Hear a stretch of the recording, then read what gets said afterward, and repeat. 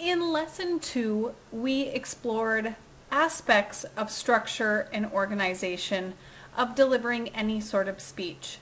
In lesson 3, we are going to take what we've learned from lesson 2 and apply it, but then we're going to bring it one step further and we're going to explore aspects of delivery, use of language, and the next speech which you will be delivering in the next lesson, which is the special occasion speech.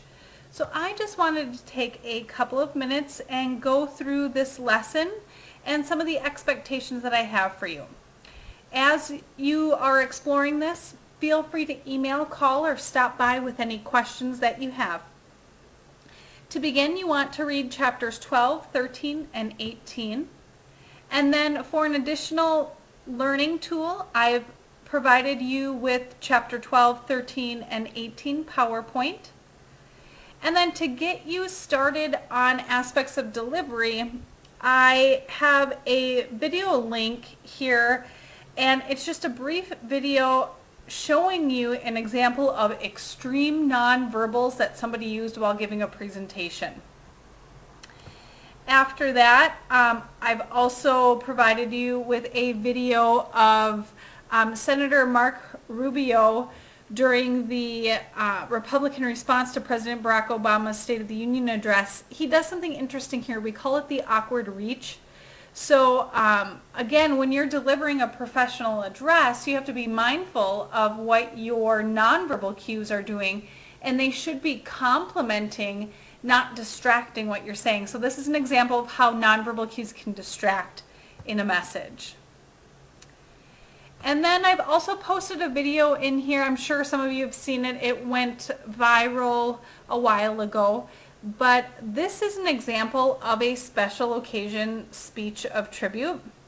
And this particular example is a speech of tribute at a commencement ceremony. And the speaker, Rick Rigsby, delivers this commencement address sharing some things that his father had taught him. So that's about, I don't know if that one's 8 minutes or 10 minutes, but take a couple minutes and view that video. And then you are going to do an analysis on Dr. Martin Luther King's I Have a Dream speech. This is really going to test your knowledge on aspects of language, which is what this lesson covers. So if we open this file here,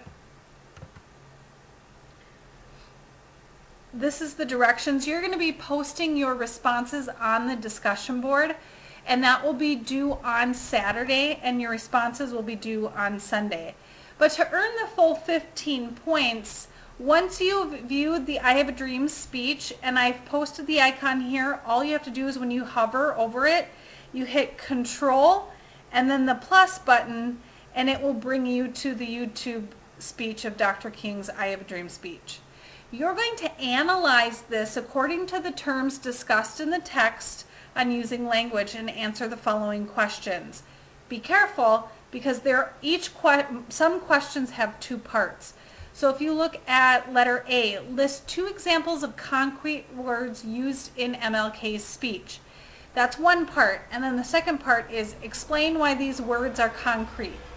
So you're going to go through letters A, B, C, and D and answer those questions as it relates to language. And then you have one final question you're going to answer, and that is explain why MLK's language was effective at the time he delivered this speech and why the language he used is still effective today. Again, you're going to post these responses up on the discussion board titled Discussion Board for MLK Analysis. And this link brings you there. Copy and paste your responses into the discussion board. And this below here just shows you how you're going to be graded. So simple criteria met, criteria not met. Criteria met equals 1 point. Criteria not met equals 0. So listing 2 examples, explain those examples, listing 1 example of a simile, explain those, and so on. So that's how you're going to be graded for that. And then of course you'll also get some points for responding to at least 2 other classmates' discussion boards. So again, write up your responses to the questions asked here, and then copy and paste and put them on the discussion board here. It's going to bring up the discussion board. And we already have a student that posted. That's awesome. All right. Following, let's just go, there we go. Following the discussion, this is just an FYI. I showed you this on week 1 when you were submitting your speeches of self-introduction, but this is just a reminder of how to record and how to submit your recordings. Please remember that you must be visible at all times, and that you want to make certain that your voice can be heard using whatever microphone feature that you have for the web camera. Then I've given you the special occasion commemorative speech guidelines. Now, I gave these to you, I think, in the last lesson. This particular speech is not going to be due until lesson 4, but this is just again for your information on how you're going to be graded, or the guidelines, and then my evaluation on how you're going to be graded. I've also posted an example of a special occasion commemorative speech. This is about someone's aunt, so click on that and view that as an additional example. And then I'm asking you to critique the example. So if we open up this file here, something I want to make mention of to make sure you understand what my expectation is. When you are critiquing the example, don't forget that along with grading the performance criteria, you are also asked to include 3 specific areas where you thought the speaker performed well, and 3 specific areas where the speaker could improve. You want to make sure that you post those in there. For example, if you thought the attention getter was great, then you're going to say something along the lines of,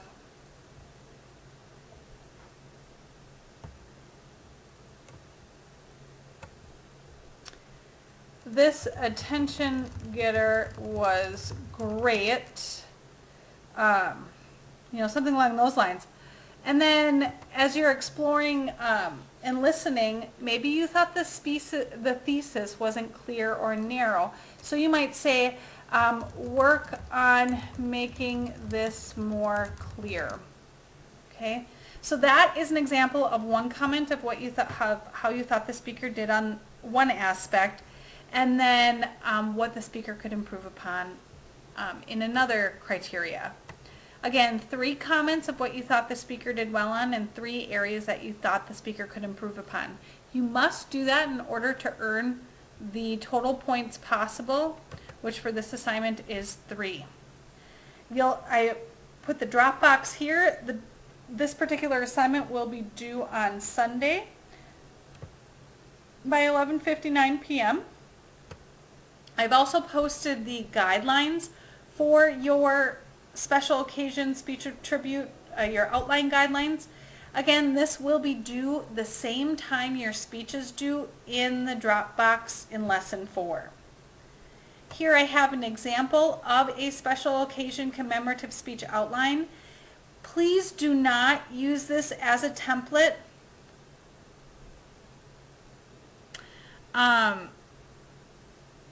I'm sorry, you can use this as a template, just make sure you plug in your own information. Don't leave in any information from the example.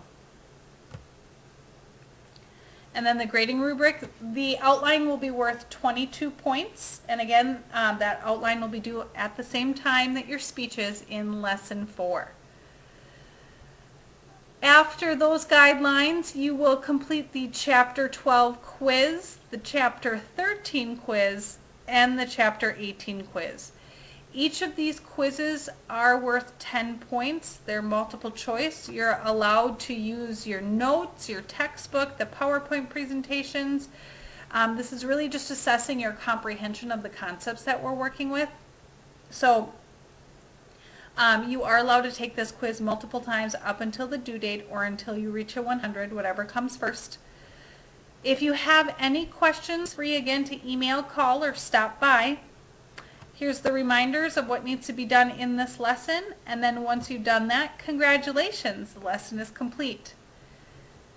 Something to remember, please attempt, I've opened this a little bit early, but please attempt to start this no later than June 25th and finish it by 11:59 p.m. either on Saturday for the discussion board or Sunday for the rest of the assignments. Keep up the good work, folks. Thank you.